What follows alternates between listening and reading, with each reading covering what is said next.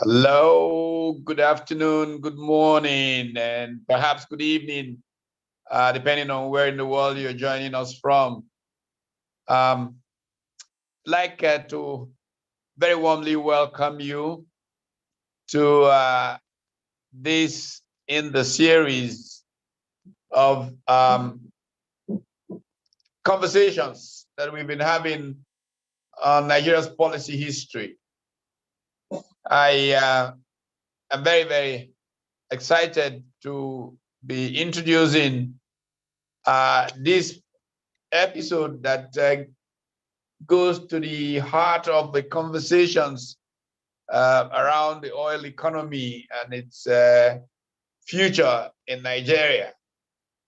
Let me begin by saying that the CVL Nigeria History Series actually began because of engagements with encounters with young professional Nigerians who seem to know pretty little about the history of Nigeria, especially in the policy and corporate arena.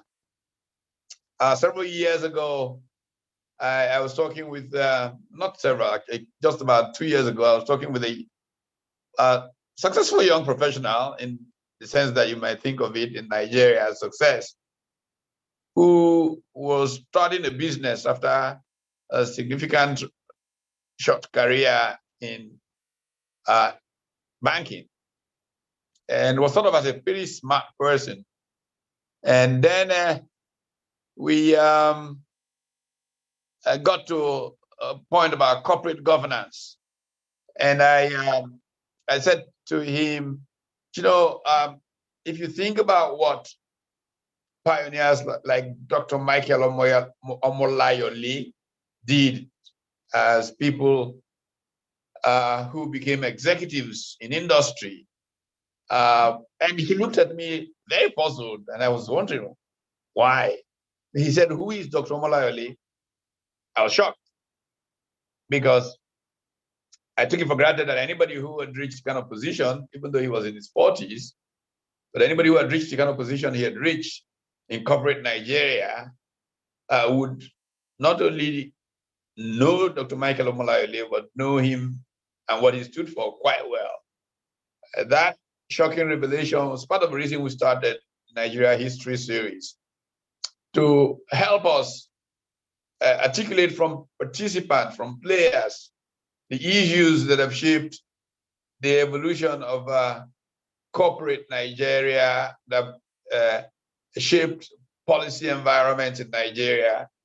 And we've gone from sector to sector in this effort to better understand what we did yesterday, what we can learn from what we did yesterday, what we can discard from the errors of yesterday, and what new we can try because of the base from yesterday that we have going forward.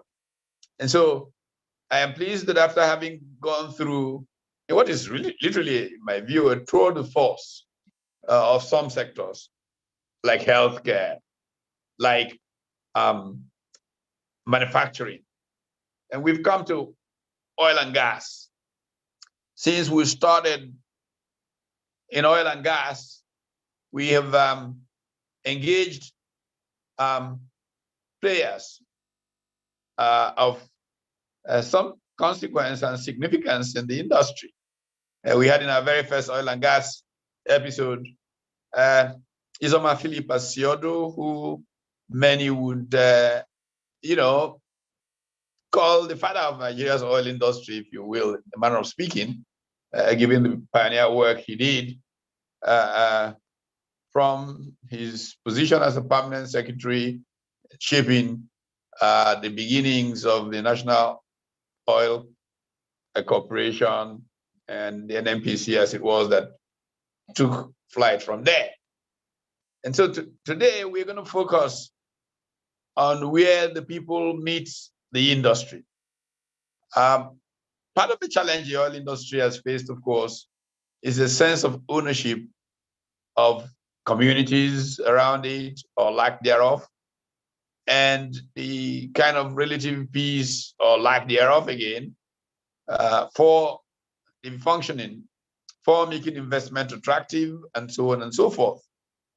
The Petroleum Industry Bill is aimed to kind of provide context for making the industry attractive.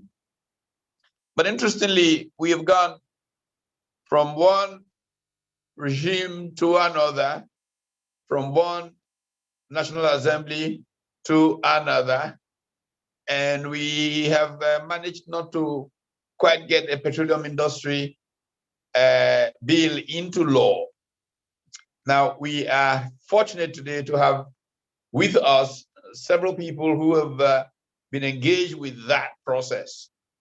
One of them that I have had the good fortune of following very closely in the many years that he has gone, has interesting perspectives.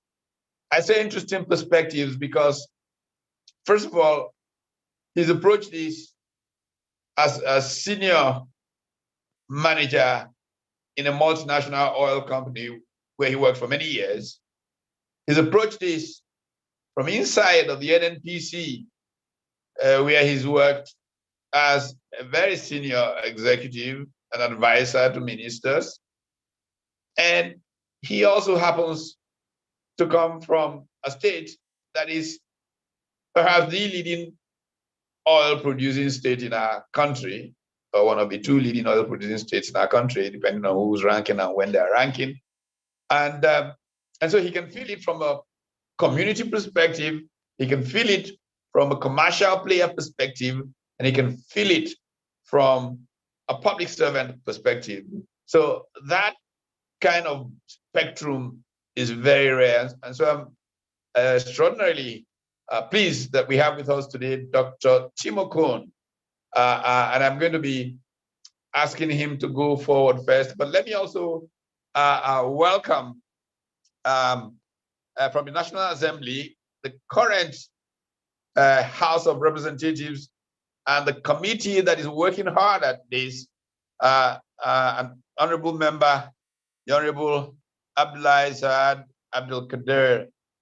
And we are very, very fortunate and privileged to have him as part of this conversation because he can bring light to how this whole discussion has been developing from the lawmaker perspective.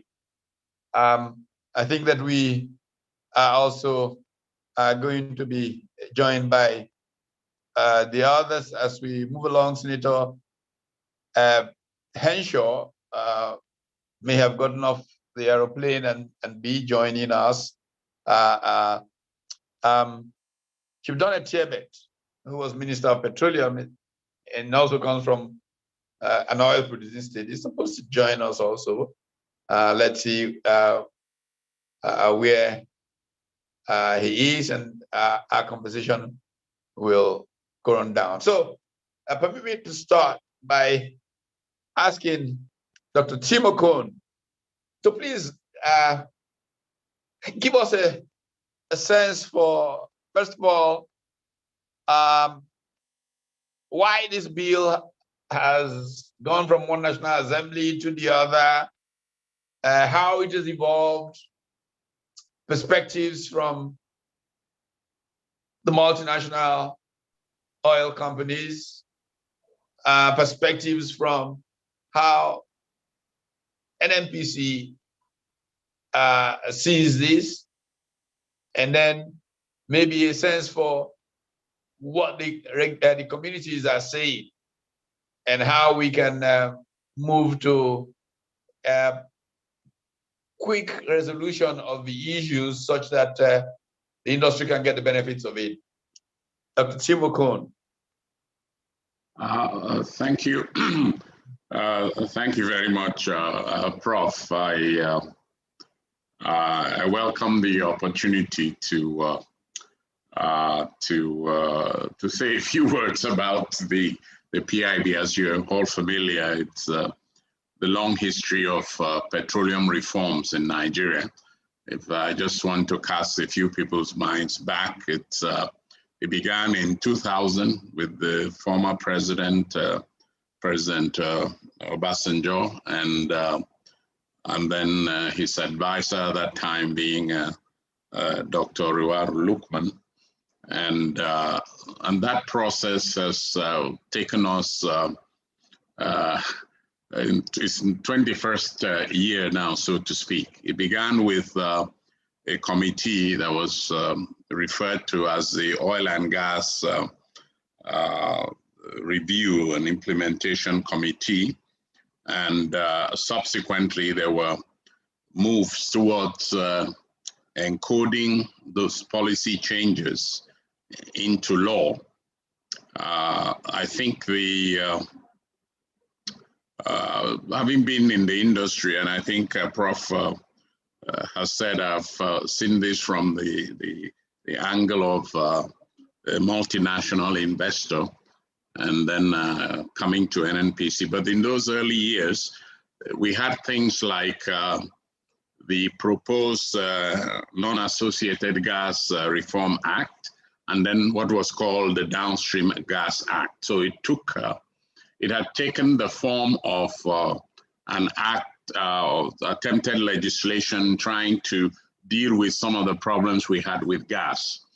And both of those attempts failed and was subsumed by a bigger, what was referred to then as a need to have what is now the Petroleum Industry Bill. So back in 2007, the move towards the Petroleum Industry Bill had begun in earnest, and the Oil and Gas Implementation Committee was also reappointed by the President Musa Yar'Adua presidency at that time. A lot of work was done, and then by 2009, a proposed bill was actually before the National Assembly. And of course, there were quite a number of issues relating to that, and subsequently with the death of the president, things stalled. And then a new president came up, and there was attempts at a refresh, what I would call a refresh. As at that time, I had left the private sector and had been headhunted for the public sector. And the public sector, in the public sector, I was working at NNPC and of course involved in this attempt at having legislation passed. The refresh attempts sort of stumbled because we had a 2012 attempt to get the PIB passed, but that failed.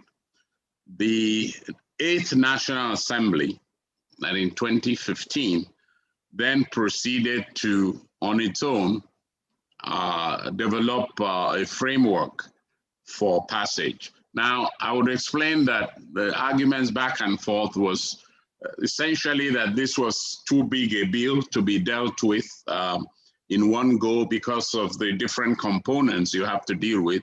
One was the whole host community case, frontier exploration, the fiscal aspect, and the institutions, whether you needed one institution or 3 institutions, etc., to manage the industry, etc. So those debates have always held sway each time you go before the National Assembly and even within the government itself. So when the National Assembly, the 8th National Assembly, assumed the task of dealing with the PIB, they sought in their own wisdom to have 4 different legislation: a governance bill that would talk about the institutions, a bill that would deal with the petroleum administration, Then another bill that would deal with fiscal terms, and another one to deal with the host community. So there were 4 different bills.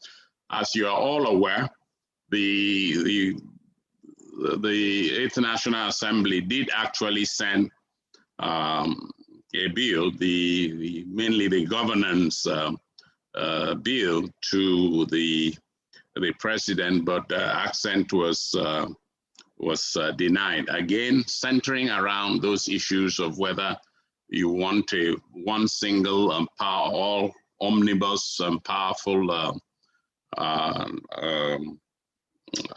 regulator, or you wanted 2 regulators, and many other issues around what would be the role of NNPC, etc. This latest attempt, the 9th National Assembly, the latest attempt has been actually led by the executive and it commenced with the new administration coming in, and work has been done in trying to get this passed. And I will say 2 things. The first is that there's better alignment with the executive, between the executive and the National Assembly. The second is that we have this better understanding of some of the reasons why we failed to enact the legislation. And the third is simply that climate change and energy transition is knocking at our door, and Nigeria may miss the window. So those 3 basic conditions, most of which are externally imposed on us, means that we do not have time for a lot more prevarication. I think the economic impact of uncertainty itself is also damaging the country's reputation in terms of its ability or lack of ability to get legislation passed in this very important sector of our national economy. And like I said, energy transition is upon us, and the issues relating to this are separate and varied. I can say, and I think I will defer to the member from the House and the National Assembly. They're in a better position to give us the latest state of the work, but the president did send the latest bill to the National Assembly, and they have been working on it, and I would say that they have worked well in trying to get this passed. So that alignment, we are counting on the alignment between the executive and the legislature to get this done. My final comment would be that all the stakeholders have participated vigorously. The Oil Producers Trade Section, OPTS, representing both the multinationals and also the indigenous producers group, have been involved.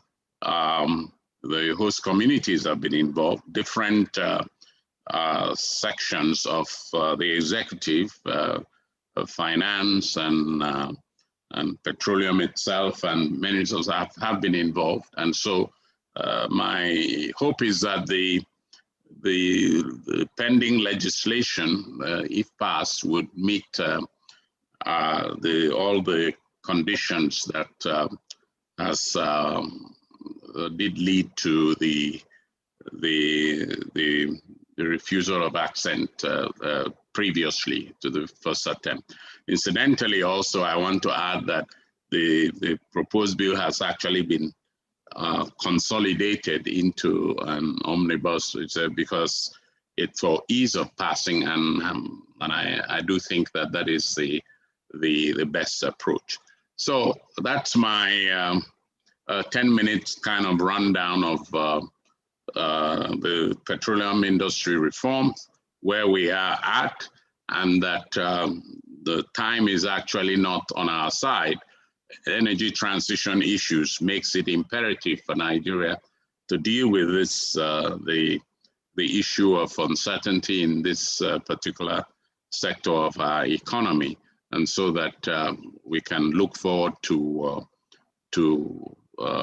possibilities of greater investment, significant participation in the midstream in particular. That is, not only are we interested in just merely exporting hydrocarbons, but we want to be able to process hydrocarbons at home, and you need a viable midstream, which I believe is this latest attempt addresses. We need to create employment at home and not continue to be exporters of unprocessed raw materials and then importers of finished products. So I will stop here, and so that encapsulates where we are at now. Okay, thank you very much, Dr. Kohn. I'm going to return to you in the course of this conversation to deal with the whole energy transition schemata, if you will, because I am particularly anxious to see what path we travel. I mean, given very clearly the kind of time horizons, as you know very well, Total has indicated that their crude oil holdings in Canada, 18 years from now, they will be writing it down to zero. You know, we've gone through peak oil projections in the past and all of this. And maybe that somehow lulls policy making in our environment to assume that you know, these things will just keep going. But we'll come to that in some detail. Let me turn to those who have played in the territory of both legislation, communities, and ways that you bring a sense of, you know, we call it justice to the communities. I've got Senator Bassey Henshaw with us. Besides his work in the Senate, he has served as chair of the NDDC, and a fair amount of wisdom to dispense here. Distinguished Senator, can you please weigh in on why this process has taken so long, and we've literally watched the window closing in on us, as it were? What do you think delayed the process of an act of the National Assembly that would both open up the industry and provide appropriate justice to communities that would have their environment and all kinds of other challenges thrown at them during the last couple of years? Senator Henshaw. Thank you very much, Prof. And my apologies that I joined late. This has unfortunately clashed with some other things that I'm dealing with, but I've had to sort of take off from the other area and just to be with you for a few minutes. Now, let me say this. I think that the major problem is the fact that this bill is simply too large. The initial attempt at dealing with the PIB, I think, was in 2007 when I was still in the Senate. And it was a hugely voluminous bill. And I dare say most, maybe 80 to 90% of the legislators did not understand it. That was simply it. It was too voluminous. Most people didn't understand it. So they just didn't deal with it. Now, I've not bothered myself. Unfortunately, let me also say this, that the notice for this meeting caught me in Calabar. I'm out of Abuja. And so I really don't have my notes or the PIB or whatever. So I'm just talking off the cuff, as it were. But having said that, I believe that the simplest approach would have been for government to seek the services of international accounting firms, prepare a balance sheet for NNPC, the refineries and what have you, and privatize them. Privatize NNPC.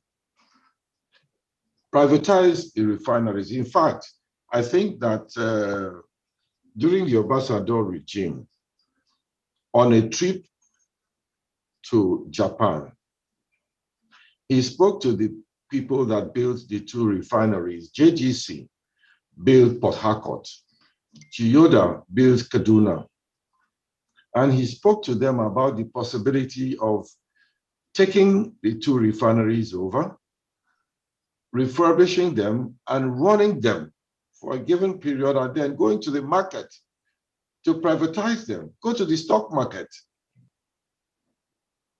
That fell through because of the personal interests of politicians and civil servants.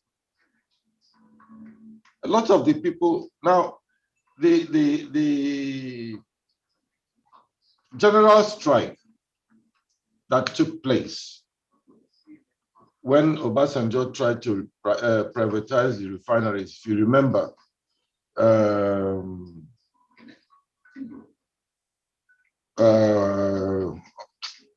was privatized to this, what's the company that owns Transcorp? It's Transcorp. Yes, it's Transcorp. Yes, it was privatized. Excuse me, my mind is so many places. But you know, the two refineries were sold to Transcorp. Port Harcourt first, and then Kaduna followed.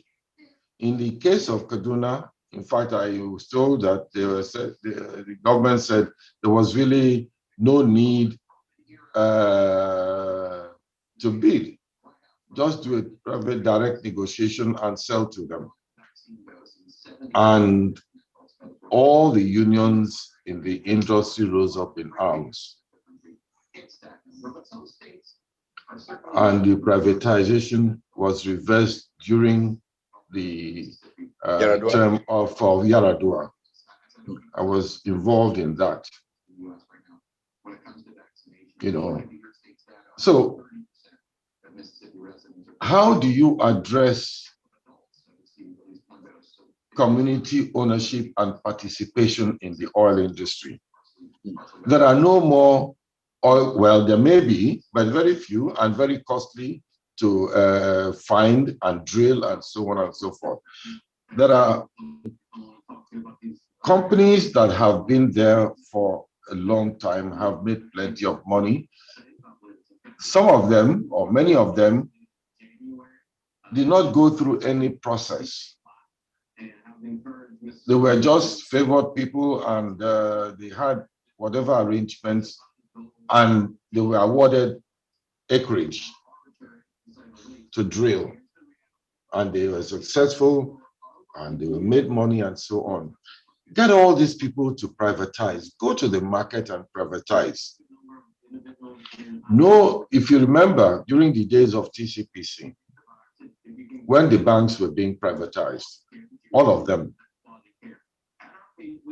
there was regulation that you couldn't own more than 5% of a bank. One individual could not own more than 5% of a bank. Why can't the same policy be applied to the oil industry?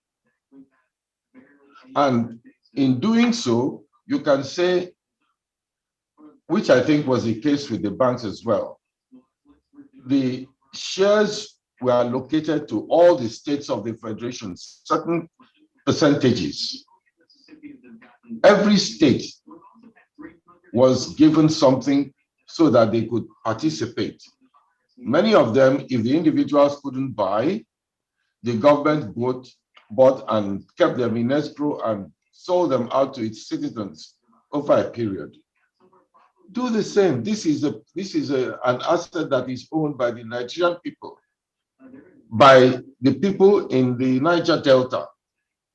Give them a special allocation, maybe 10% or 20% or whatever. If the individuals are not able to buy, let their governments buy and sell out to them gradually. Let them participate. Why do you give acreages to one individual that's making tons and tons and tons and tons of money? And there are people whose environments are being devastated. The major oil companies, international, the IOCs have refused to relocate. All those problems cannot be solved by increased legislation. Increased legislation creates more complicated, increased complication. So in my view, I think the simplest approach would have been to get international accounting firms to value all these installations or industries and so on, gradually put them out into the market and let the Nigerian people take ownership. Senator, I want to, take that track and go down this. In the episode or discussion we had 4 weeks ago, I think I made a point of raising similar issues when I was researching a book in the mid-90s, and I went to talk with the then immediate past managing director, Dr. Thomas John. And I had suggested more or less the kinds of things that you have just said. And then he jokingly said to me, "What do you mean privatize?" Because I said NNPC itself should be privatized. And he said, NNPC has always been privatized. The problem is that those who own it did not pay for it. Now, that's supposed to be a joke to suggest,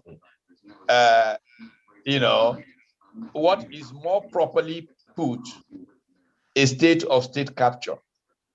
And this is really a big challenge with Nigeria, that because it is easy to capture the Nigerian state, and because oil was mythically made, to be life or death in Nigeria, everything comes from oil. The nature of the pursuit of state capture is just are you on top of oil? Which is why now presidents feel they must be minister of petroleum and so on and so forth. But we all have seen, whether there are short-term advantages to some individuals or not, that the whole system suffers in the final analysis. So could it be that the nature of our politics has been so limited, so unsuccessful, that politicians have not effectively done what politics is supposed to do? Educate each other enough to be able to see a common good somewhere, rather than their narrow thinking in a way that all of us end up losing the way we seem to be losing, with the oil industry having a very narrow window in the world now. Very few people are going to be attracted to investing in our oil industry because they're looking at exiting fossil fuels as the source of energy. Most cars are switching to electric power, to solar, to whatever.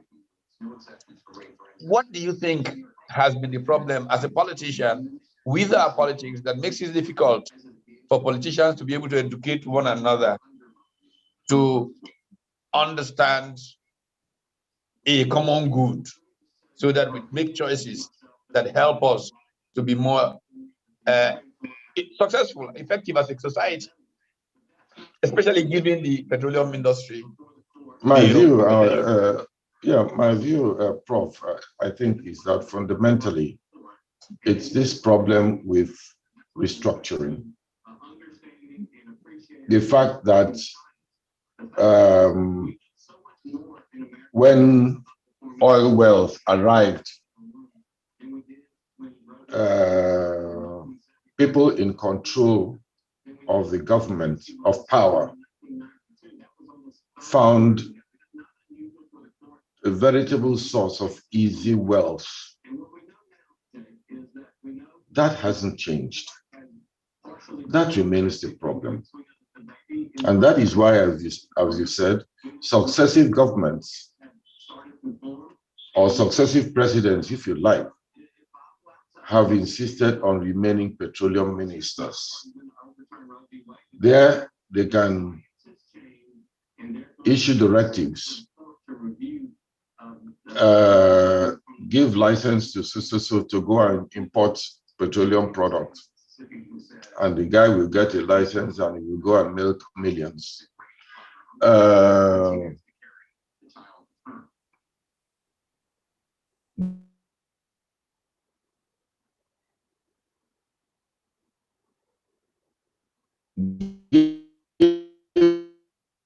This and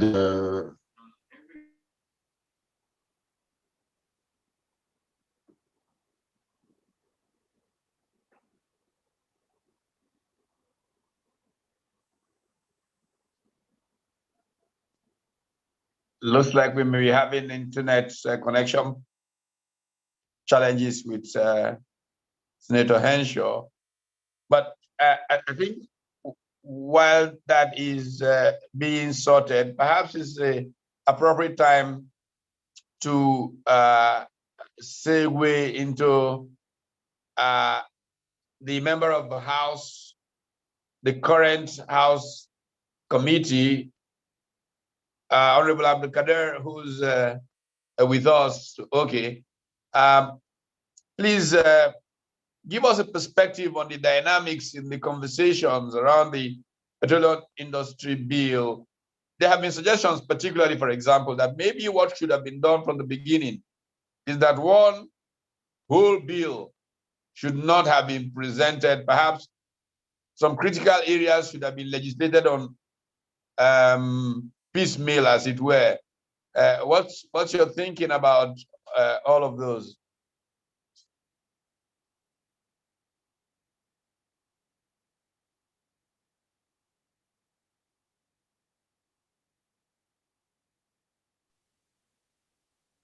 Can you hear me? Okay, now I can hear you. All right. Like you said, my name is Abdullah Abdul Kader. I am a member of the House Committee on PIB, that is an ad hoc committee, specifically created to deal with the petroleum industry bill as presented to the House by the executive.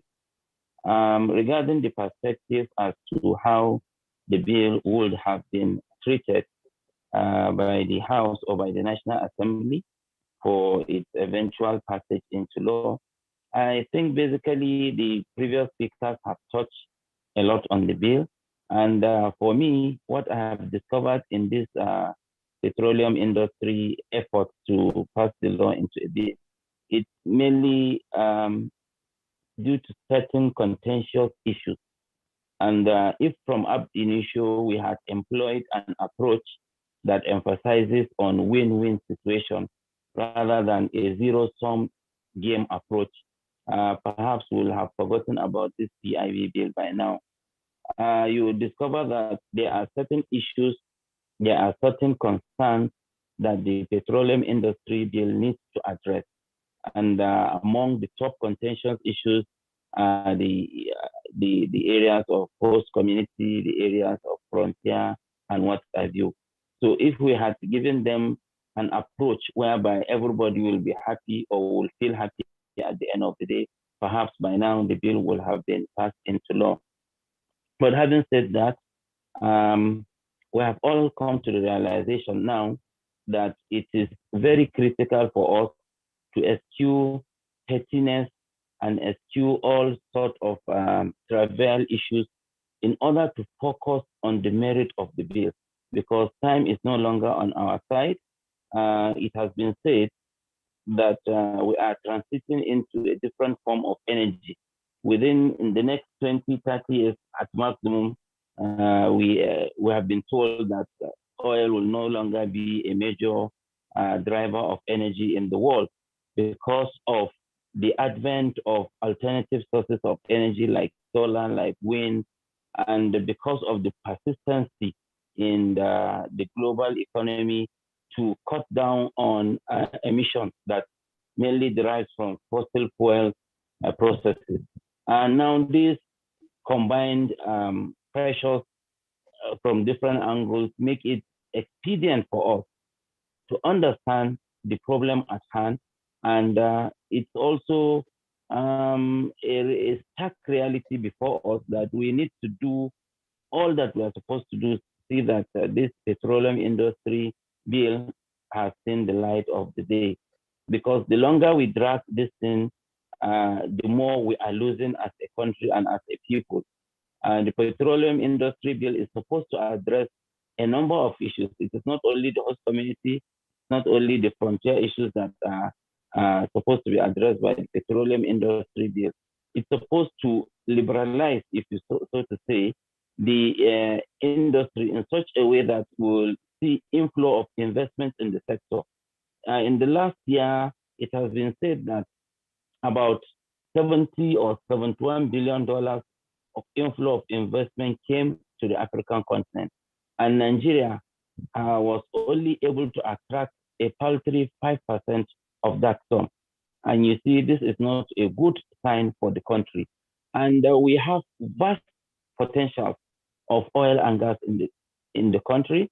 And it will be better for us if we liberalize the sector in such a way that will witness inflow of foreign investment so as to enhance production of oil and gas and tap whatever that is left before this final transition becomes becomes so profound in the world.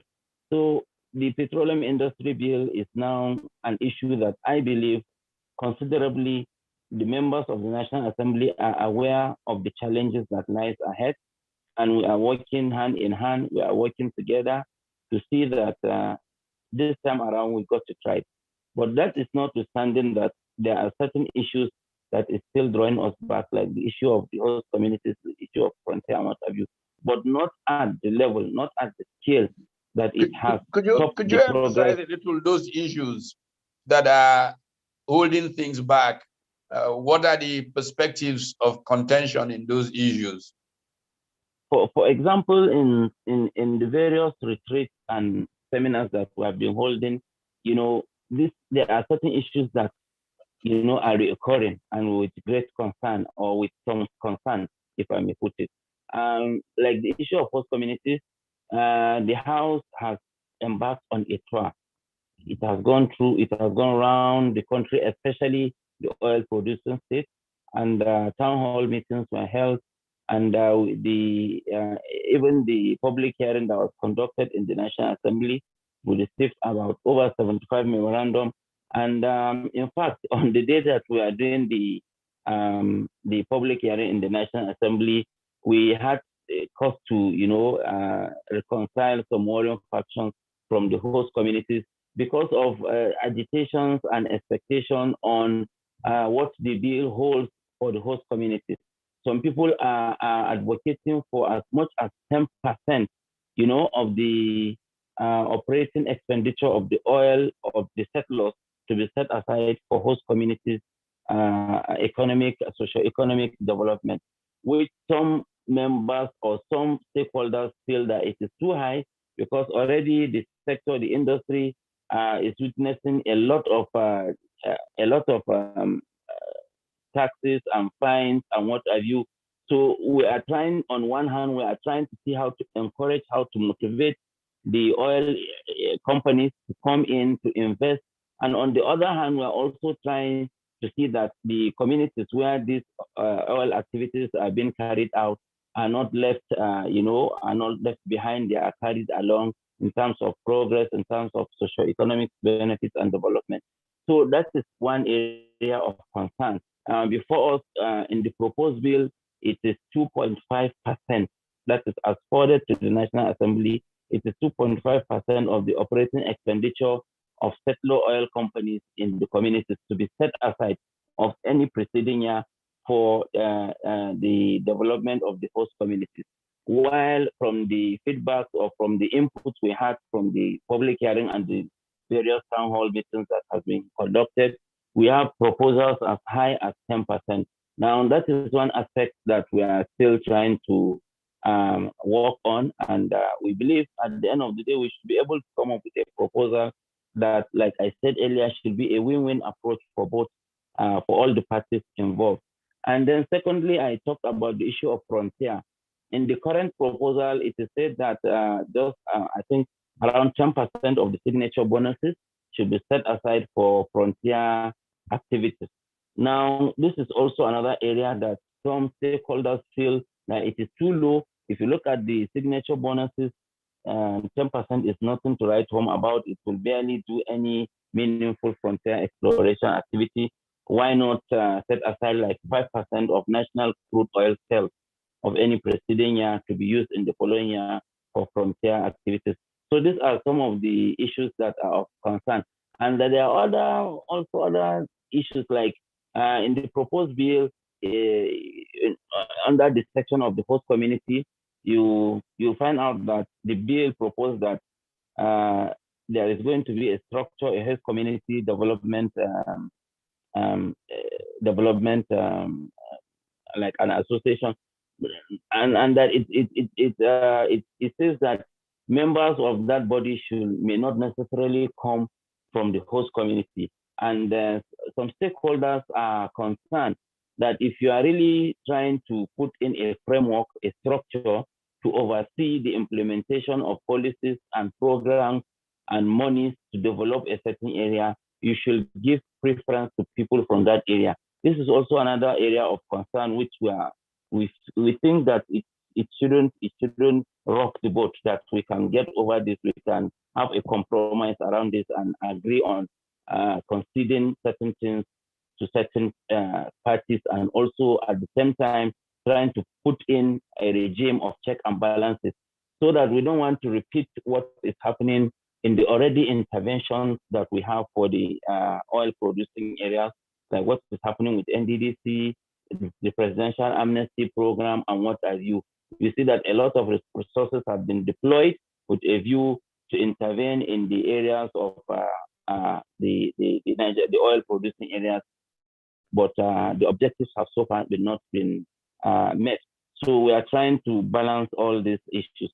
So like I said earlier on, we are working hand in hand, because we are all now worried, we are all now scared that if we do not do the right thing, virtually we are like going to concede all the potentials in the oil and gas industry, because new forms of energy are about to come, and technology spares no one. Like coal, we have been told that coal is still available, but we have passed the age of coal. So it is fair that the same thing could happen to the oil and gas industry. So believe you me, now I think there is better synergy because of this concern, and we are working towards making the petroleum industry bill a reality this time around. Well, thank you very much, Honorable Abdul Kadir. We'll come back to you, but let me go now back to Dr. Timo Kohn and ask him what the key points are today. I mean, 10 years ago, they were sort of probably different than they are today. What the key points are today for the multinational oil companies, besides the fact of the window closing on fossil fuels and their retracking in terms of their investment maps. As Honorable Abdul just said, a lot more money came into the oil and gas sector in Africa than came to Nigeria. So it seems that there is still some particular reasons why multinational oil companies are reluctant to invest in the Nigerian oil and gas space. What would you say are the most critical issues for them, and how can that be engaged, or those issues be engaged? Yes, thank you very much. I think one needs to be clear. Until the last, say, marginal field exercise for close to 12 years, Nigeria did not have any licensing open, transparent bidding system. So the first, if you want investors to come in, then you must have at least a licensing round that is open and transparent, etc. So that is one factor.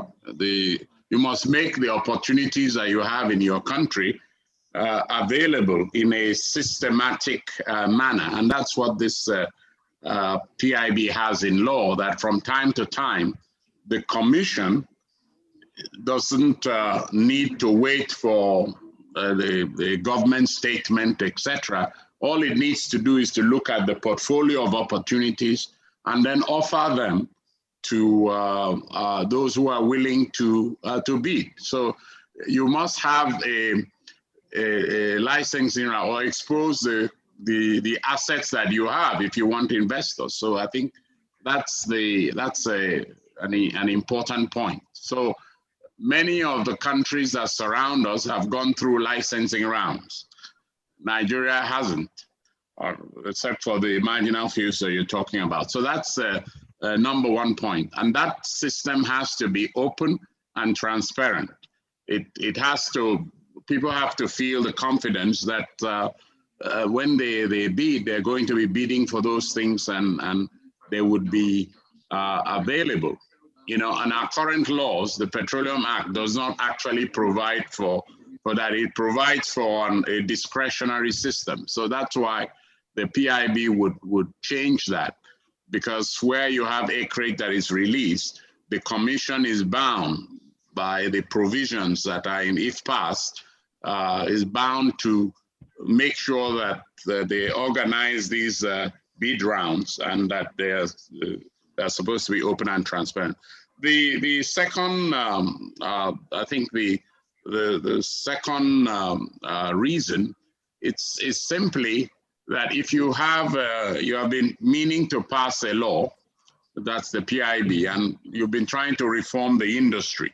Now, anyone coming needs to be clear about what exactly are the objectives. I'll give you a good example.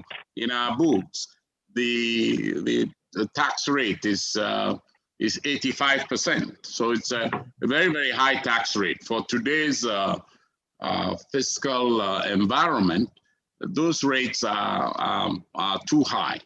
So the 85% tax rate has now been brought down and reduced, etc. So you must have a fiscal environment that will encourage an investment, and those have to be competitive with what your neighbors and the property that your neighbors have, and they must compete effectively. I think the third reason is that Nigeria has not really opened up its gas sector the way it should. The gas sector, and I think I've been involved in recommendations as far back, even when I was in the ministry, that if you wanted to organize, if gas was an important issue for Nigeria, then you need to have a gas licensing round, simply put. So you be more specific. And while we talk about oil, we need to know that gas is a much preferred hydrocarbon. It's still fossil fuel, but gas is much preferred. So you have to position yourself appropriately. And Nigeria has quite a lot of gas fields that are, so you need to be more specific in terms of what the licensing round should look at. And there are many fields that are actually available that are gas. You need a little more effort when you are trying to monetize gas. And Nigeria has the fiscal terms like ACFA, etc., which can do that. But you have to create the access and a basis for which you get those investment. Of course, the $71 billion, part of it has to do with the Mozambican LNG projects, which have, of course, those are mega projects. And they will obviously the things that I think that Nigeria can effectively compete against. But you first and foremost need an open and transparent system for licensing round. You need the licensing round to be very specialized. You need a fiscal regime to support that. And I think those are the criteria. With the current PIB addresses all those issues. Let me return you. Sorry? You to this business of transparent licensing round. Because like an organization, like any company struggles to be a learning organization, countries should be learning institutional arrangements. Telecommunications, a lot is said and written about how we have come so much further than we could have traveled on telecommunications. And it would seem, learning suggests, that a great deal of what happened to telecommunications was that we had one on Nigerian evening. It nearly became Nigerian because I was there at the Transcorp Hilton that night of the bidding, the first bidding. If you recall, most of the majors in telecommunications did not quite want to bother with Nigeria because they thought we would come with these usual not so transparent ways of going about things. And most of them didn't come. It was the small players that came. And the night of that bid, it nearly became that, unfortunately, typically Nigerian thing, until the role of two people saved us the embarrassment. And we had an open, transparent round of bidding. And we can see the impact on the telecommunications sector. In our last episode, in 2 weeks ago, we were dealing with gas and LNG. And we went through several of these same issues. I mean, we could have been way ahead of Indonesia, but they ran ahead with many more trains and all of that. Yet, it does not seem that there is learning in our country about the benefits of these kinds of transparent engagement for the good of everybody. The pool becomes bigger, and we've seen all the plans. Charles Osezua, literally ran himself dry 2 weeks ago on all the planning for gas. And how, unfortunately, because of these small things my grandmother will call muchu muchu things, we did not manage. The country lost so much. How do you think we should begin to educate politicians and policymakers about how we can save ourselves? And I'm glad the Henshaw is back, because as soon as you start, I'd like him to piggyback in on, that was the question I was on with him before internet got in the way. So let's start with you, Tim, and then move. What should we be doing? How to expose everybody to understanding how much we lose by not being like the world expects us to be, transparent, and how it works to our good. I like the example you have made, and I think that is exactly what the PIB stresses, which is why we need to pass that. Just fundamentalists and settlers. I think we're having an interference. Hello? Yeah, okay, maybe we can mute you as soon as Dr. Okon finishes.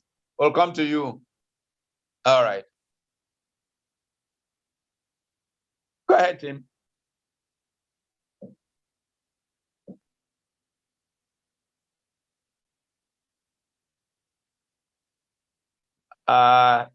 Did we lose Dr. Okon there?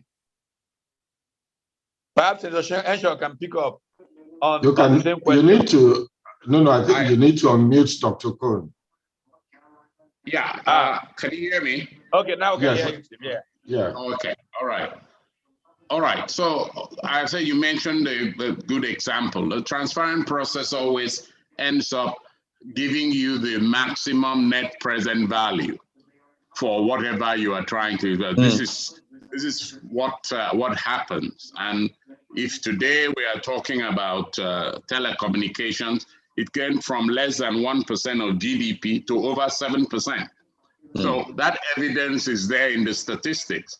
But you see, the GDP from oil and gas, continues to languish. In fact, it's been going down comparatively. Okay, the best way to do that is you have this open and transparency where the most effective and efficient capital goes to the best projects. Right. And it ends up, where you have those who are committed to, say, the midstream, because most of what we seem to focus on is extraction. While extraction is important, what really adds the biggest value is processing. Sure. So that's processing. So we need to focus on creating value, and that is why we need to remove subsidies. We need to encourage investment in those key sectors. That gas, when you monetize gas, its impact is huge. The impact of, for example, converting gas to fertilizer or converting gas to methanol and so on and so forth, which is the methanol is an industrial solvent, is the basis for a chemical industry that today does not exist in our country. You've had years and years of exploiting. So of course, if people come and then your preference is just extract the oil and take it in a boat out, and you do not create the right incentives or a preference for those who want to use that gas to convert it to either fertilizers, either convert it to other products, then we are, as a country, losers. So the case for an open and transparent system is always very, very clear. Okay, but if you are focusing on extraction, which is what we tend to focus on, then you lose the economic benefits. That's why today our GDP, oil and gas is just barely 9%. I won't be surprised if we continue in this path. Telecommunications will overtake the oil and gas GDP, simply because we have not modernized. We literally have left the midstream, which is the processing side of things, and the downstream completely unfulfilled. And very few companies, when they do come, it takes very long time to even get the gas, whereas the national oil company does have a lot of gas. And I think they're beginning to do that. We've heard of the brass methanol plants and things like that. That's what we need to begin to look at as a nation. But the case, how does the bill incentivize the midstream? Yes, I would say this, especially midstream gas now, because I think, well, the first thing I would say, the midstream, which is say the refineries. If you invest in a refinery, the terms that you will get for a refinery will be similar to the terms you get under Section 39. That was not the case before. So you qualify for the same benefit as if you are investing in an LNG plant, for example. So that is in the new bill. Then, of course, if you look at the upstream gas, for example, that is dedicated to the domestic market, your royalty rates could be as low as 2.5%, which would be the lowest royalty you could get. So there is an incentive to actually extract gas and then deliver it to a domestic facility. So those are significant investments. Incentives for those who want to participate in projects in the midstream. Yes. Okay, Senator Henshaw, and just picking back up on the same matter, how do we get policymakers, politicians, to better understand these things in a way that drives growth and development, rather than the fact that, which is why we keep dealing with just exporting crude. It's easier to, give some license to a friend and you get some quick personal benefits than when you open up the whole economy for the benefit of others using transparent systems and all of that. What do you think? How should we educate one another on this track? Well, I think that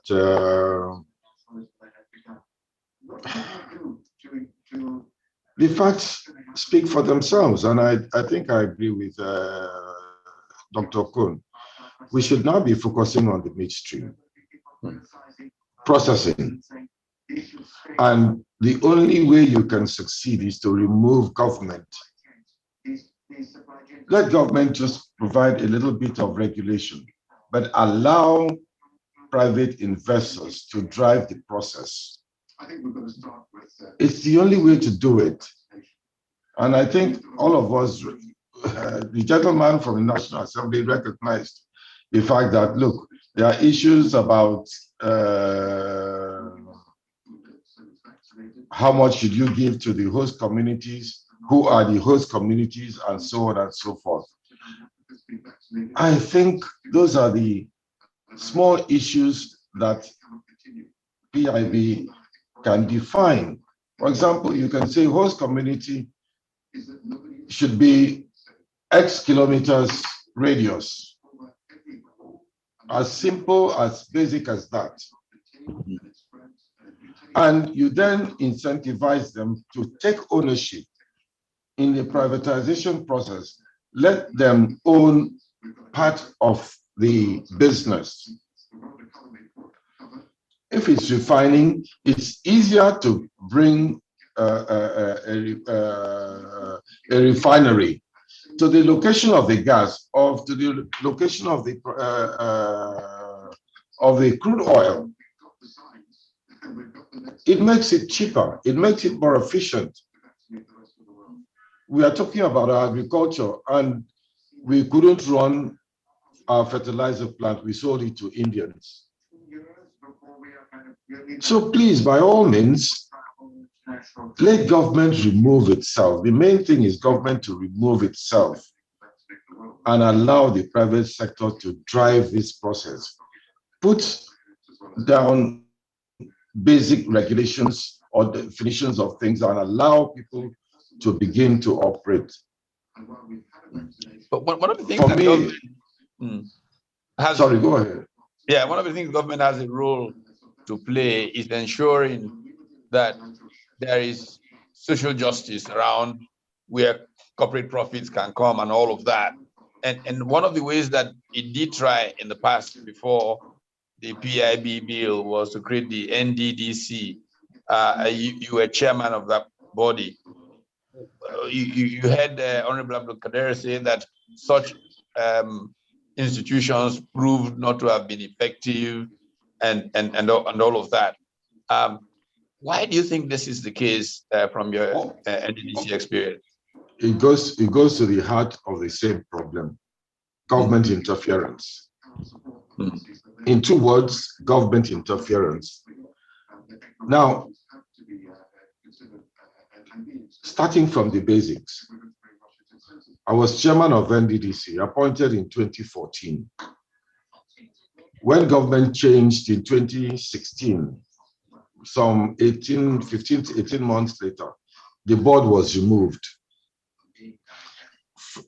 After the first board of NDDC, that was headed by Onyema Ugochukwu, no other board of NDDC has stayed more than 2 years in office.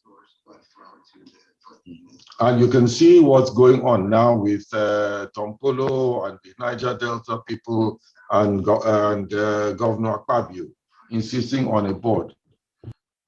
The problem is government interference.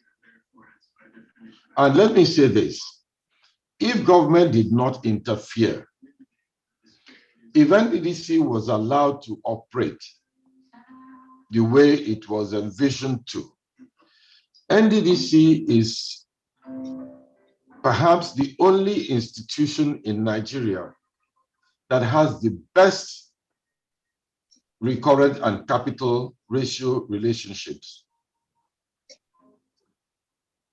Their recurrent is about just 5 to 10% of what should be their income. The rest is capital. So you can imagine that NDDC, if allowed to function properly, would have achieved enormous amount of success. And in my time, I said, look, this bits and pieces of giving money away to people should be minimized. Focus on infrastructural development because of the capital that is available. Focus on roads, focus on power. We spoke to GEC, for example, and we said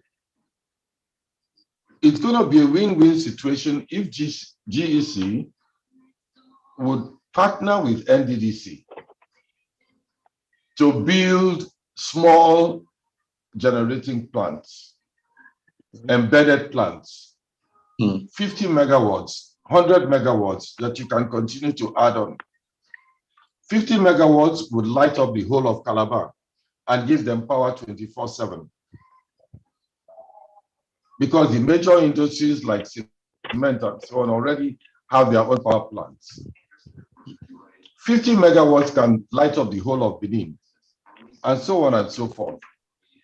Dualize all the roads, begin to put rail system across from Calabar through to Edo State.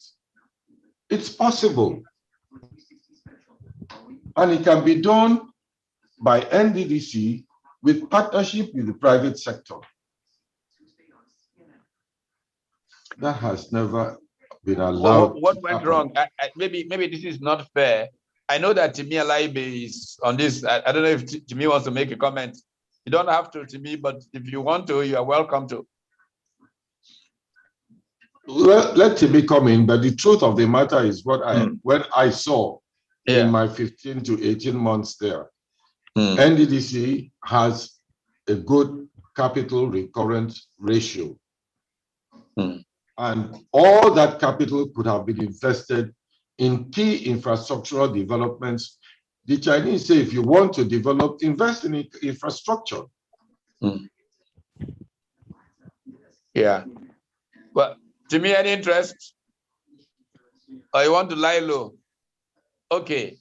Let me move on back to Honorable Abdul Kader. What is the promise from the House on this bill? And by the way, questions and comments, if you would like to ask one or make a comment, please begin to indicate, raise your hand electronically, I guess, not physically. If you did like this, we may not see you. But seriously, Honorable Abdul Kader, how soon do you think the House can deliver on this bill? Thank you very much, Prof. Can you hear me? Yes, I can. Okay, please go ahead. Yeah. Regarding the issue of promise on the delivery date,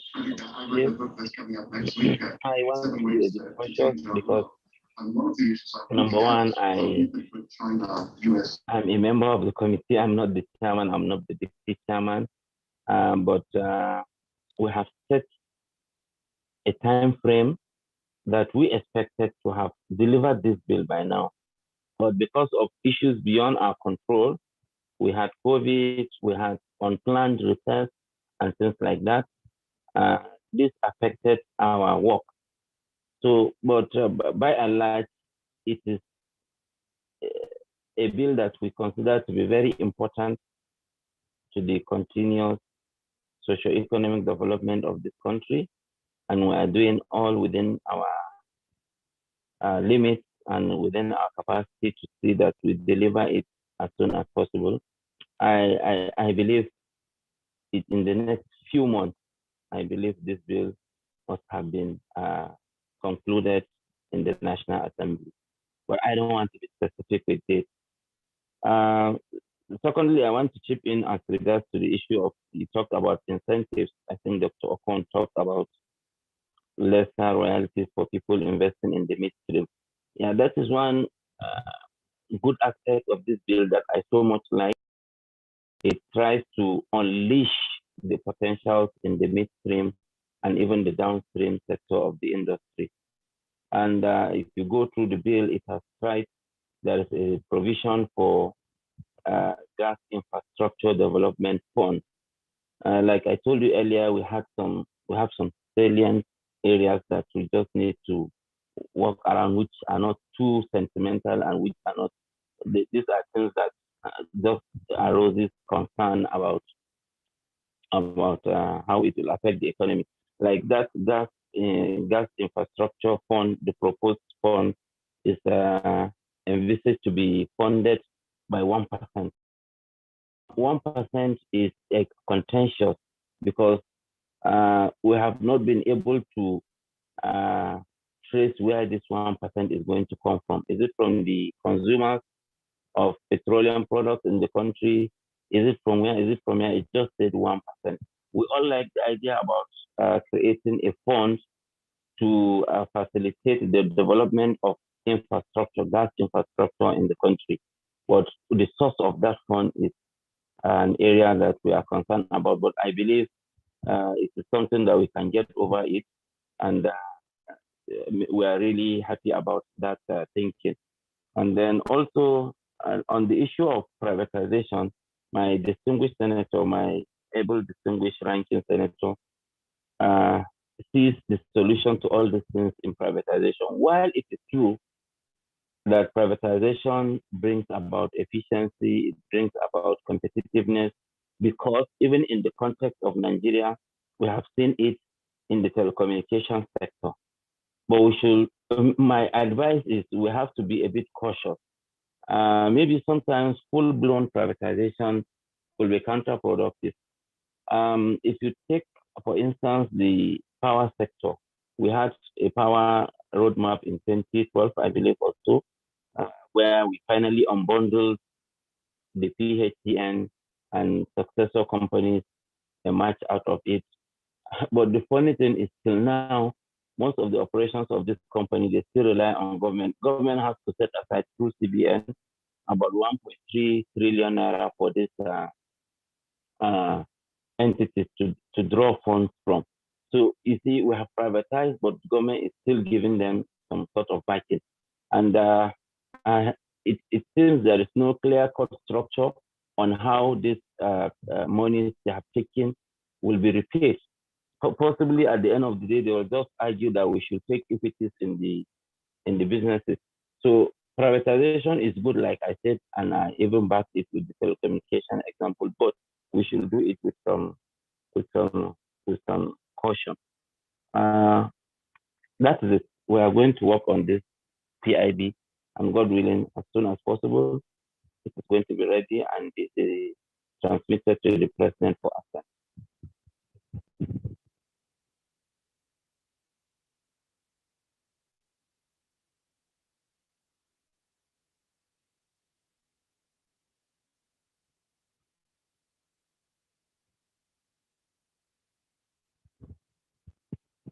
Can you hear me, Prof?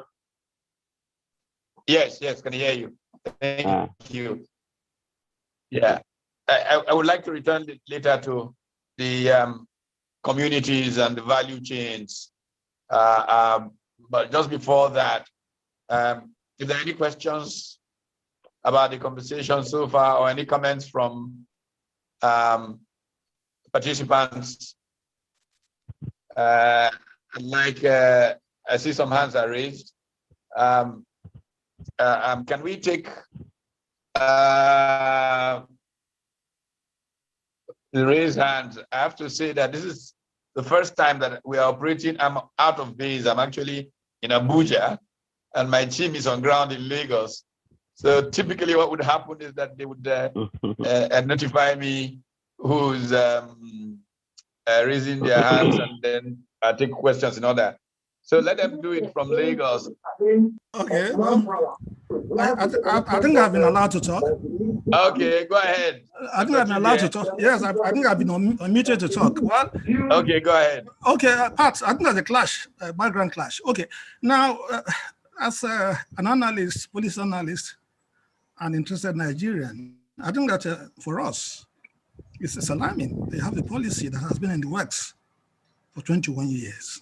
It's difficult to explain. I think that the oil sector industry has given us such a bad image in this country. You know, we have a situation we can't explain. We are probably the 6th oil producer in the world, and we can't refine what you consume. You know, so you start from that. But I think that it's music to the ears. You know, to hear that we are getting, we might have closure. You know, to this bill in no distant time. But my concern is that even when we do that, you know, those who are going to approve this bill, given the fact that probably the bill is going to attack the discretionary aspect that it probably has been cut on, has been taken advantage of, that it will not see the light of day. There might still be some delays. So you know, there are some concerns in that area. Also, you hear some comments being made by fiscal authorities. One of them is that the government is going to acquire 20% of Dangote refinery and so on and so forth. So you know, so these things are coming up, and it seems to be like the scene. You know, is so dynamic that it's difficult for you to underpin and say, look, this is what is happening. This is what we intend to do, and so on and so forth. I think that it's a shame, but I'm also concerned. You know, I want to ask, how can we separate the gas? Because we see from what is happening. You know, we talk of transition. It's happening. It's happening. This is on us. We have the transition, and then climate change, and so on and so forth. The petroleum, as we have it today, you know, people are trying to run away from it.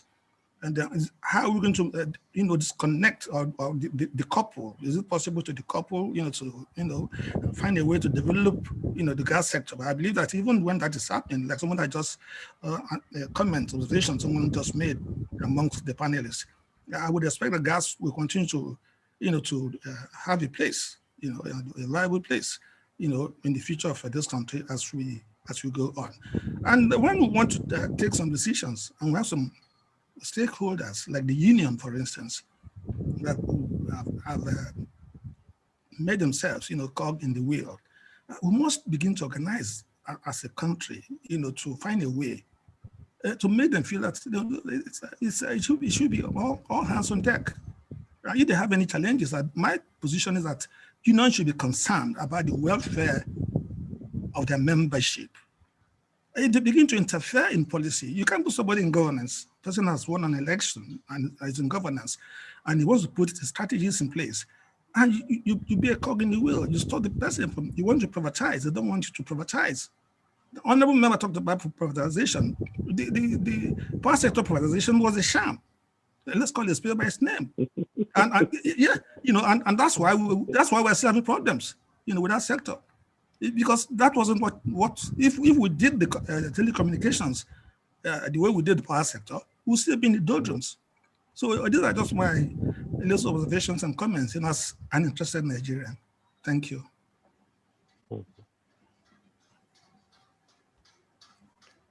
Pat, we can't hear you.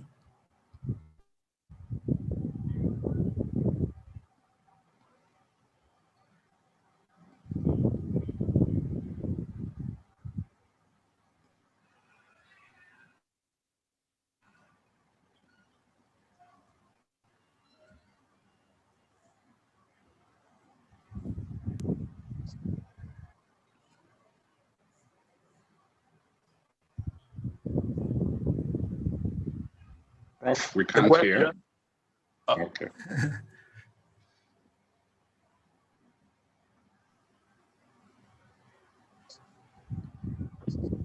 Hold on. Okay.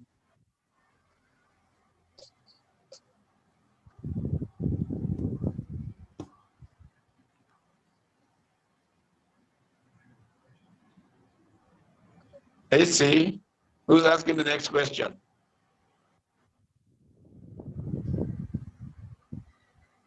Well, if not, then I'll go ahead with Dr. Okon and return to the question of the value chain.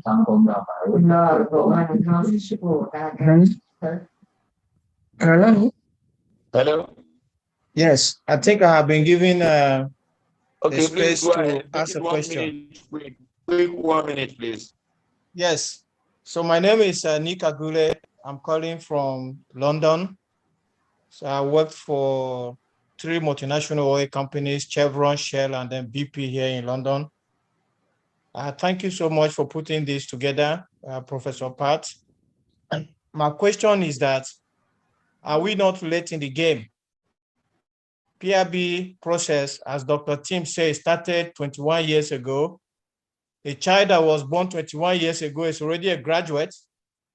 And we have been unable to deliver PRB. And as Dr. Tim said, the world is on energy transition.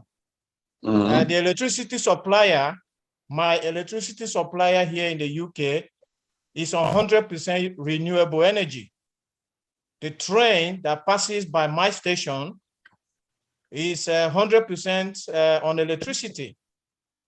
And the next door to me here, I have a car shop, and you will see things as if they are fuel, as if they are petrol dispensing pumps, but they're actually dispensing electricity into cars.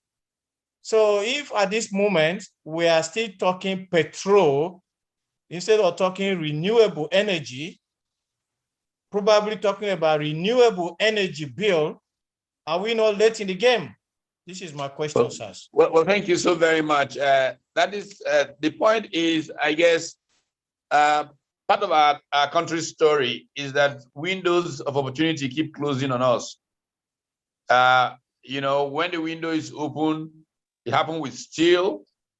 I don't have the time to tell the steel story and how we tried to get into steel when the window was closing. And then we got into the mess of Ajaokuta that's still there till today. It happened with on and on. So the real problem, the real issue is that we keep, because of our politics, waiting until the window is closing on us. However, I think that it is better late than never. We need to do something.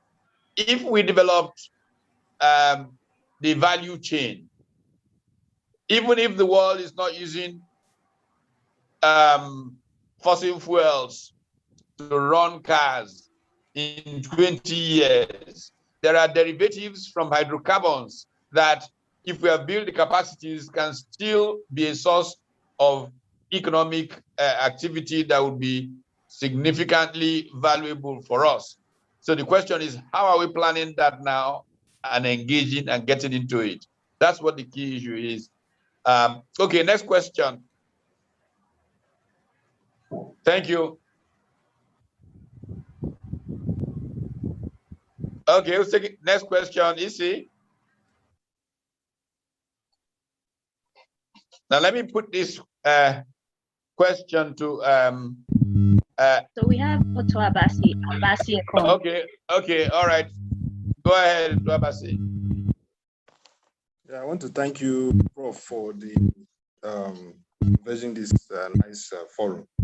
I just quickly agree with Dr. Timothy Okon that licensing and transparency is very important.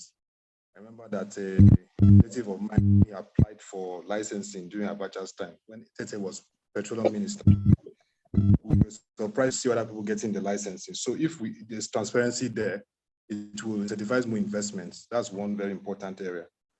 But to the honorable member, Abdullah Sad, and of course, Senator Bassi, Henshaw, and Dr. Timothy, and Mr. Timalabi, and you, Prof, the host community issue remains a major concern. And as someone from Niger Delta, I'm thinking, can't we explore collaborating all these different agencies, the program, NDDC, and the fund 5%, because we're doing many things at the same time, and we're not seeing the impact in the host community. Can't we stop collapsing all these initiatives into one to ensure that we can measure the impact of the host community being all because essential ministry program, you have NDDC, and you have the Ministry of Niger Delta again, and then we're having different projects, and that is not well coordinated. So I believe we should collapse this and have one frontal approach, whether it's an agency or ministry that targets the issue of the host communities. And we know that the oil companies are safe, their investments are safe. I remember in 1990 when Obasanjo commissioned my dad with some oil and gas players to check in particularly oil host community. They were almost kidnapped and killed, but they sent their report back to President Obasanjo. Sadly, it wasn't taken seriously before the militants started kidnapping. So I hope that we can collapse all this, because all these threats we see again are still because of not feeling that frontal impact. Thank you. Thank you very much. What I'd like to, let's take the next question. I see Mr. Wanze, looks like he's on the lineup. Thank you very much. Thank you very much, Pat.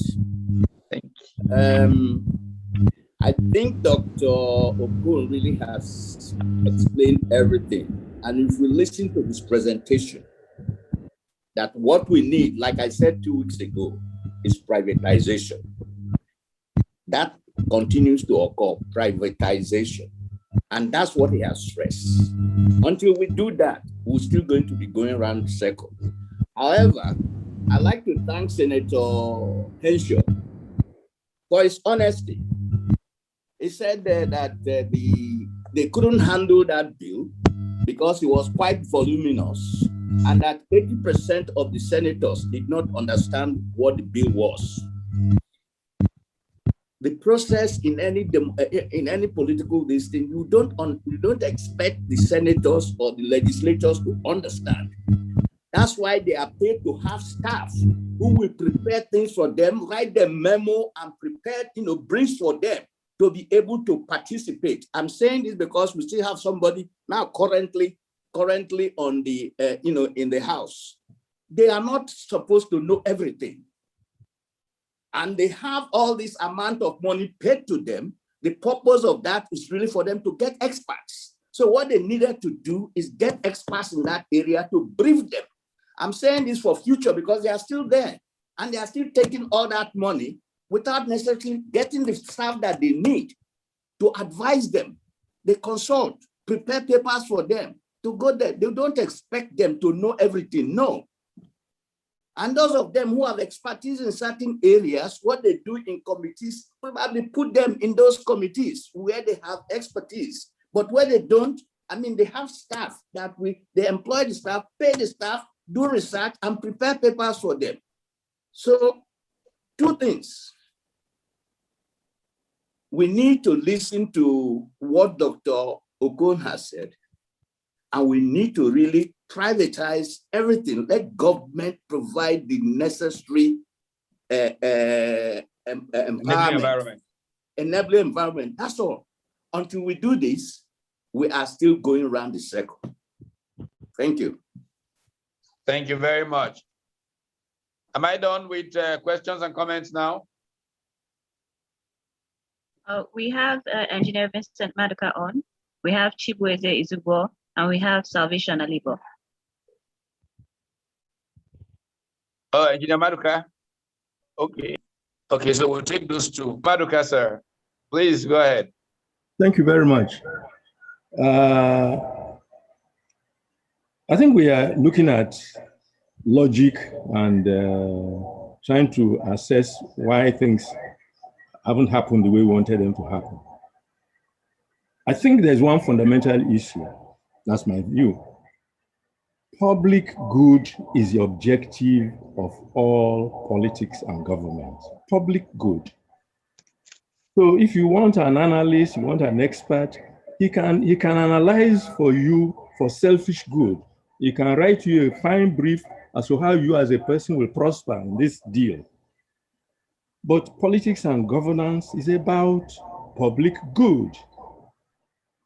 So you may say public good is a morality issue. I mean, what's in it for me is the opposite of morality. But is it difficult to understand what public good is when people are taking decisions? And I think it's fundamental. I mean, we talk about electricity system not working, even though it was privatized. We know why it's not working. Somebody has mentioned it was not done transparently. We've seen where certain things have been done transparently, and we've seen the effect. Some might not have been so transparent, but we've been lucky and they worked out. Why would a thing work? And by work, we mean, why would it meet public good? So let us get back to the fundamentals. How do you bring public good to the minds of decision makers? Thank you. Thank you very much. And Salvation.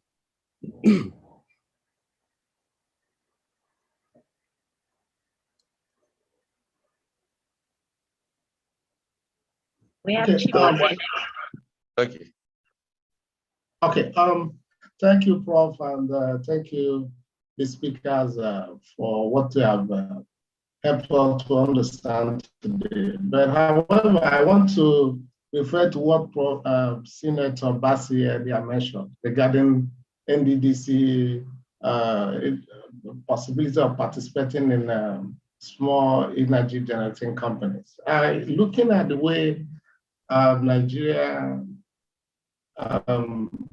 the exclusive list and some of the laws that made it impossible for you to generate power and use it within your locality. You have to pump it to the national grid. We'll see what is happening along with the independent power projects all along. In fact, the one with geometric energy in Aba, which was given license far back as a Basanjo regime, could not function because when they privatized the Eastern EEDC to another company, the geometric energy could not utilize their power generation. The only option they have now would be the Enyimba Economic City. And again, I think the major problem with PIB is that is discussion of the national cake. So PIB touched the national cake. And if you are to discuss the national cake, I believe in the next 10 years, like no president will ascend to PIB law. I mean, that's a passage has been passed before. 2018 it was passed. By August, the president rejects assent to the bill, a part of the bill anyway. So because it touched the core of Nigeria as a nation, the national cake, the resources, which is predominantly the oil. I don't see it being something that could easily be passed within the next 10 years, like the other commentator mentioned earlier. It will still close in on us, and another resources will come. Maybe oil, the usefulness of it would dwindle, and will never pass it. Then again, my other question is, when it comes to NNPC interest in investing 20% of Dangote refinery, how would that affect the entire structure of even the PIB and the NNPC operation? Because I do believe that if NNPC acquire 20% of Dangote refinery, then PIB might never become fruitful. Okay, well, thank you so very much. By the way, talking about geometric and Aba, I was in Aba last week, and I was with Professor Batten Naji and with the governor. I get the sense Professor Naji is very hopeful that they will power up before the end of this year. So they've somehow managed to find some resolutions around that one. And this is the way I hope that we can begin to sort out most of these other problems. I know there are many who are optimistic that this PIB will pass this year. Let's hope and pray. But I'd like Dr. Tim Okon to respond to these questions as quickly as we can manage.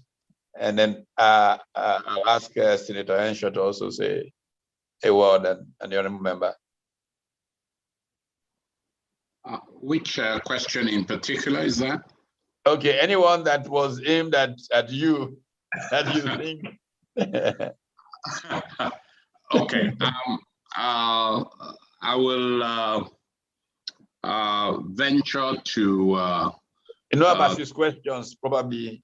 Yes, I will take on the renewable energy. Is this window completely closed? I would say no. I think that there are different scenarios. There are issues that affect the investment in this sector now. The first is potential low oil prices, and that concerns no multinational will want to invest if they do not see prospects of an economic project. And that is not a Nigerian thing. It applies everywhere. I mean, if the project is not economic, nobody is going to invest in it. So you have potential for low oil price. Then you have market disruptions, okay? And depending on where you sit and what product that you are selling, you need to begin to look at where your market should be. So a shift to gas is an important strategy for Nigeria, and that is why I was making the point about gas. And I think the honorable member too pointed out the gas infrastructure. We need gas at home. We need fertilizer for agriculture, which is a much more significant part of our GDP.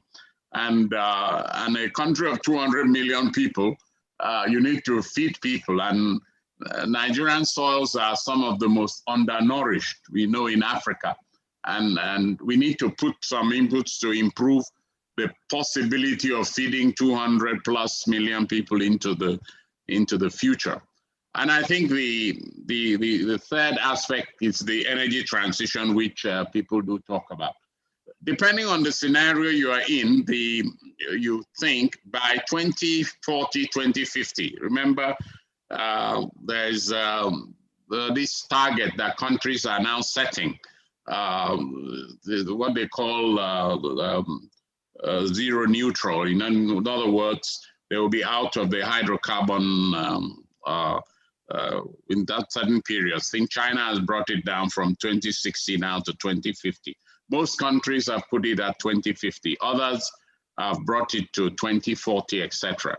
But I would say that this varies between developing economies, such as Nigeria. So those vehicles, those cars, etc., will probably still be in service, and you still need to refine crude oil to get those vehicles working. There's a friend of mine who works for a global consulting firm who said to me, you know what, Africa is likely to become a zone where all of the huge gas guzzlers, etc., would find their way. So that in terms of gasoline demand and demand for processed hydrocarbons, those would still remain with us. So potentially you need to look at some variability in those overall averages that market segments we see. So specific countries need to specifically look at their situations and to make sure that you begin to do the necessary planning. What Nigeria must prepare for now, and I think Pat just said it's never too late to start. We must prepare for the different scenarios. So work needs to happen. It's not just to simply say that every oil field that we have is going to be produced. You want to produce those that economically are beneficial, they are lower cost fields, etc. So there is a lot of portfolio work to be done within this particular period. And I think that is being looked into. I've had discussion with some industry folks in NNPPC. They're looking at that. We have to look at which assets we want to bring forward. Are they the costs of production? Is it low enough so that it makes economic sense? This we would need to do. So there is considerable work ahead. Then the question to be asked further is that no nation should put its egg in one basket. Can Nigeria afford to keep thinking that all of the revenues it gets in the state should come from a particular type of energy source, oil? So we need a rebalancing between revenues you are getting from oil and revenues you are getting from gas, because gas will have a longer, hopefully a longer window than oil. I think that's also important. Then, of course, the solar intensity in some parts of the north. You need to look at your energy policy. You need to have a proper energy mix that combines what is more cost effective for those areas where you have significant solar power or wind power, etc. Those you can adopt. You can adopt that because you can deliver. For example, there are power plants now in some parts of the Middle East, I think in the UAE, where those photovoltaic cells can produce electricity a lot cheaper than thermal power plants based on gas. So again, economic analysis will tell us where best to put our foot, but we need to begin now and not tomorrow. It's actually now or yesterday to redefine Nigeria's policy and its outlook. Yeah, thanks so very much. There's a lady, I think her name is Miriam Ejikeme, who's been trying to ask a question. Please, let's take a question. Okay. Good afternoon, everyone. Can you hear me? Yes, we can hear you. Okay, my name is Miriam Ejikeme from Satellite Town, Lagos. Well, what I want to say is not really a question. I just want to pass a comment. I actually commend your efforts for bringing this series to us, because it is only when we study history that we would be able to make corrections about the future. So for me, it has been very educative. It has been a learning period for me, and I commend your efforts. And I want to thank you all, especially Professor Pat Utomi, for conducting this. I really thank you. And it has really been a nice time being part of this event. I always look forward to this event every time it comes up. Thank you and bye. Well, thank you very much. I appreciate the value that you see in what we have tried to do here. And we hope that we can get many more people to profit from conversation. Our big argument, and we take this from the German philosopher Jürgen Habermas, is that you cannot have a democracy, you cannot have modernity without rational public conversation. The trouble with Nigeria is that we're not having rational public conversation. So people just abuse each other instead of having civilized discussion. And this prevents us from making the progress that we could. Part of the policy challenge, in my opinion, in Nigeria, is that there are people who are actually taking positions against their own interests because they are ignorant. They are pushing things that actually really set themselves back personally. I mean, in the short term, it might look like it does, but because they don't have a full understanding. But when we meet the experts and they can talk to us in the language that we can understand, you listen to Dr. Okon and you can digest these things, then you suddenly realize, wait a minute, why did I take this position all along? This is what's in my better interest. So thank you very much for the comment. We're going to close in a second. So let me just ask the final question that I was going to the panel generally, and Dr. Okoni in particular. I've always had this value chain approach. The way Nigeria will make progress is to be able to take factor endowments that we have, like the hydrocarbons value chain, and be able to even tweak education to focus on that advantage, that area of advantage that we have an endowment, whether it's hydrocarbon, whether it's sesame seed, whether it's goma arabic, affect even primary education in that locality to focus on how young people can learn to process those things and get value out of them. By the time a kid who grows up in the middle of Nigeria, who's been eating soup from sesame seed, realizes the value of sesame seed, learns how to increase his cultivation yield per hectare, learns how to go into the business of processing it and dominating export of it to Europe. By the time a kid who lives in an oil-producing area realizes that out of the hydrocarbons value chain, there are areas that he can develop businesses and all of that through the training education he gets, starting from primary school to, we'll have a very productive economy. How can we best ensure that the oil industry bill capture these kinds of things so that we can achieve what in today's structural economics is referred to as latent comparative advantage and dominate certain global value chains? Honorable, let's start with you. You're in front of us. Well, do you think that the bill can be tweaked to ensure all of these things? Thank you very much, Prof.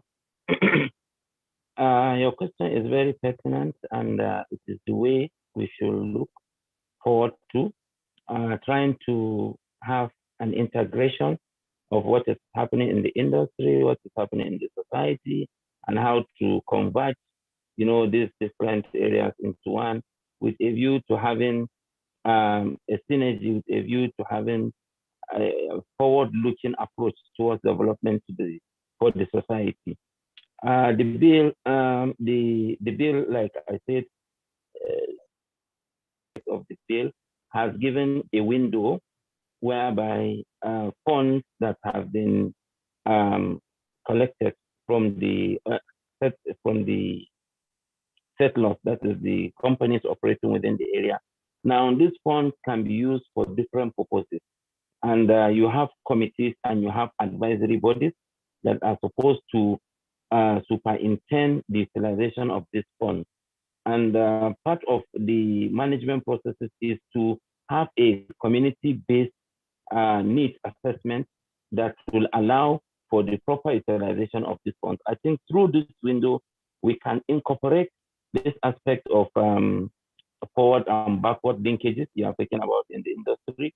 But this can only be done if people that are expected to manage these funds are exposed to this kind of thinking and to this kind of concept. And this is where the role of this kind of series is very important and cannot be overemphasized. I would want to advise that hopefully when this bill is passed and is assented to into law, we should have effort like you are doing now to really program the minds of the players in that area, in that sector, in the host community sectors, to come and really look at critical ways to improve the area, to improve the lives of the people, to have concepts that can generate wealth, that can generate jobs, that can bring about development for the overall well-being of the people and of the country. So in that way, I believe we can be able to key into the petroleum industry bill with this agenda in mind. And let me add something that I forgot to mention earlier on very quickly, that you see the transition of oil. Now, even another area of concern is even the funding funding of oil projects. In the seminars and retreats that we have held, we have been told that some major financial companies in the world have started retracting from financing projects related to fossil oil. So now, even the question of funding in the nearest future, in the maybe next 10, 20 years, some have even set a deadline. Some have already stopped funding any project that has to do with hydrocarbons. So we are aware of this. That is why I say we are even, let me say, we are scared that if we don't do this thing this time around, it's going to be very disastrous for our country. On our part, I know there is a commitment from both the leadership to the membership of the committees. We are aware of all these dangers that look at us in the face, and we are determined more than ever before to see that we pass this bill into law, and we hope that the executive, the president in particular, is going to attend it, and it will become a law so that we can get as much as we can before the curtain is finally drawn down on the oil and hydrocarbon. Thank you. Thank you so very much. Is Senator Henshaw still with us? And he was going to dash off at some point. If he's not there, then I'm here. I'm here. Wonderful. Thank you very much. Yes, thank you. Some closing thoughts. A number of things. Let me start with what the honorable gentleman talked about when he said privatization, we need to be careful. The problem is that what we call privatization is simply handing public assets to individuals. Yeah. And they go out and strip the assets. That's what's happening. Yeah. I can give you an example. If you take a look at the Privatization Act, there was a listing of industries that government said you couldn't privatize more than, you couldn't sell more than 40% shares. But the same bill, the same act, sneaked in a provision which said the Privatization Council can alter the percentage without any further reference to the National Assembly. In other words, why you said you cannot sell more than 40%, you said they also gave authority to the Privatization Council to go and sell 60% without any further reference to the National Assembly. And that is why many of the privatizations that we've undertaken have failed. They have been just handing public assets to private individuals who are friends or cronies, and they have gone out to strip those companies or industries. So for me, privatization is the answer. Let government take its hands off. Many of these IOCs that are operating here are no longer just oil companies, they are energy companies. Yeah. Why can't NNPC become an energy company? Or any of its subsidiaries? MPDC. Why can't it become an energy company? That's the problem. And we need to do what I alluded to earlier, that in privatizing, you can give the core investor, say 20% as an incentive, but make sure that no other individual is able to take more than 5%, so that you can broaden the shareholding structure and allow people to come in who will be able to give ideas, who will be able to challenge the board or the management of the company effectively. That at the moment is not happening, and that is why our privatization has failed. Now, the other thing is this. In trying to deal with the issue of a monoproduct economy, which I think you are alluded to, Prof, and how can we educate ourselves or educate our children so that they can begin to look at the value chain of whatever it is we produce. It brings to my mind the issue of oil palm. And the story is that the Malaysians took oil palm seed from Calabar to Malaysia and ended up with tank farms of vegetable oil, which they export and we import from them. The problem is we need to go back to what we have been talking about. Restructuring, allow the states, the communities to take control of their affairs and try to manage themselves. They will become innovative. You can't sit in one place in Abuja and develop oil palm policy for Calabar or for Cross River or Akwa Ibom or Edo. You can't sit in Abuja and develop policy for groundnuts in Kaduna. It's just too much work for the central government. You need to decentralize so that people, look, when Mercedes was going to build an assembly plant in Europe, a state government offered and set up a polytechnic to train its citizens for the assembly plant purely as an incentive to attract Mercedes to their state, to build the assembly plant in their state. That is how it works. But the problem, we are so absorbed with controlling the little that we have that we are not prepared to look at the broader picture. That for me is the problem. The people at the center are overwhelmed with focusing on oil because it is generating some revenue, and they're finding it very difficult to be able to allow themselves to look at the bigger picture. Thank you so very, very much. Thank you. We appreciate your time. Dr. Kohn, last word.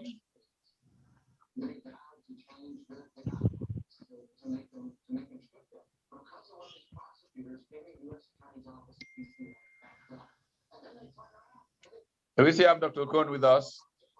Yes, you still have me. Okay. Well, thank you for last words. My hope remains that the PIB will be passed. I see the alignment between the executive and the National Assembly, and I'm hopeful that what has been done now should meet the necessary requirements. I think there are minor issues, as the honorable member has spoken about, but they are not insurmountable. Like I said, there are three reasons why we have a good opportunity this time. One is the energy transition. The second is that there's alignment between the executives and the National Assembly. And I think the third one is that we are beginning to look at the sort of the embarrassment of countries around us that have passed legislation, have also even amended the legislation that they have passed, and we're still trying to get one done. So I'm hopeful, and I want to thank Prof for this forum, and I think I share with you the importance of having engagements where we are not shouting or abusing each other, but really assessing and looking at how best we can put our country forward. 200 million people, most of which are hungry. It's not a time for us to pay, it's a time to build. And I hope that we seize on the moment now and do that. Thank you very much. Well, thank you so very much. Big basket of gratitude go to all of our panelists today, and to everybody for participating, because I think that this will help people better, engage on this matter, and we can make progress as a country. Just a closing word on this and this public conversation thing. Less than 2 hours from now, I will actually have a somewhere in Abuja readings from a couple of my books that deal with these kinds of issues. And I hope that we can continue this campaign of getting people to have rational public conversation, because it's the only way we can fix this country, and we need to fix it. And by golly, we still have a great country possible before us if we do the right things. I want to thank you all for participating. Have a good week. Thank you. Thank you. Thank you.